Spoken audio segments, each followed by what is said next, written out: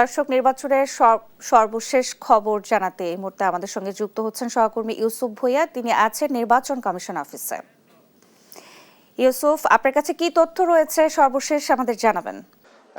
সর্বশেষ তথ্য যদি বলি যে আমরা কিন্তু অপেক্ষা করছিলাম আসলে যে ত্রয়োদশ জাতীয় সংসদ নির্বাচন ও গণভোটে আসলে কত শতাংশ ভোট পড়েছে এবং কোন দল কতগুলো আসন বিজয় অর্জন করেছে সেই বিষয়টি নিয়ে কিন্তু সবার মধ্যে একটা আগ্রহ ছিল।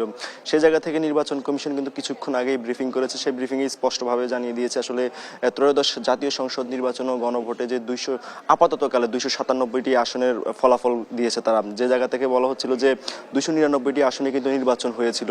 চট্টগ্রাম 2 এবং চট্টগ্রাম 4 দুইটি আসনে কিন্তু ফলাফল ঘোষণা করে নির্বাচন কমিশন এবং ইসি সচিব জানিয়েছেন যে সেই দুইটি আসনে আদালতের সিদ্ধান্ত রয়েছে, যেহেতু একটি মামলা জটিলতা রয়েছে সেই জায়গা থেকে এখন পর্যন্ত সেগুলোর ফলাফল ঘোষণা করছে না নির্বাচন কমিশন। তবে পরবর্তীতে আদালতের সিদ্ধান্তের উপরেই দেখে পরবর্তীতে সে সিদ্ধান্ত জানানো হবে। এবং এর বাহিরে যে 297টি সংসদীয় আসন রয়েছে সেই সংসদীয় আসনের মধ্যে তারা যে তথ্য আমাদেরকে দিয়েছে এখন পর্যন্ত যে বিএনপি, বাংলাদেশ জাতীয়তাবাদী দল বিএনপি কিন্তু 209টি আসন পেয়েছে, জামায়াতে ইসলামী 68টি আসন পেয়েছে এবং সেই সঙ্গে বাংলাদেশ যে নতুন যে রাজনৈতিক সংগঠন এসেছে জাতীয় নাগরিক পার্টি এনসিপি কিন্তু 6টি আসন পেয়েছে এবং ইসলামী আন্দোলন বাংলাদেশ একটি, গণ অধিকার পরিষদ একটি এবং বাংলাদেশ জাতীয় পার্টি বিজিবি একটি, খেলাফত মজলিস একটি আসন পেয়েছে, গণসংহতি আন্দোলন একটি এবং স্বতন্ত্র প্রার্থী যারা নির্বাচন করেছিল তারা কিন্তু 7টি আসন পেয়েছে।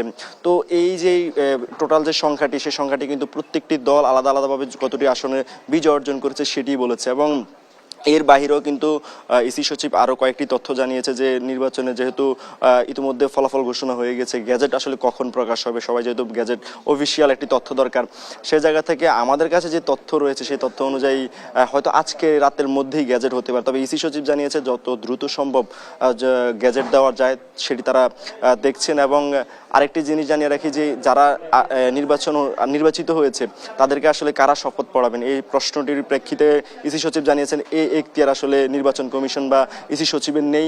সে জায়গা থেকে পরবর্তীতে আসলে সিদ্ধান্ত অনুযায়ী যেটা হবে সেটাই সিদ্ধান্ত নেওয়া হবে। তো এ ছিল আসলে নির্বাচন কমিশন থেকে আমার কাছে সব শেষ।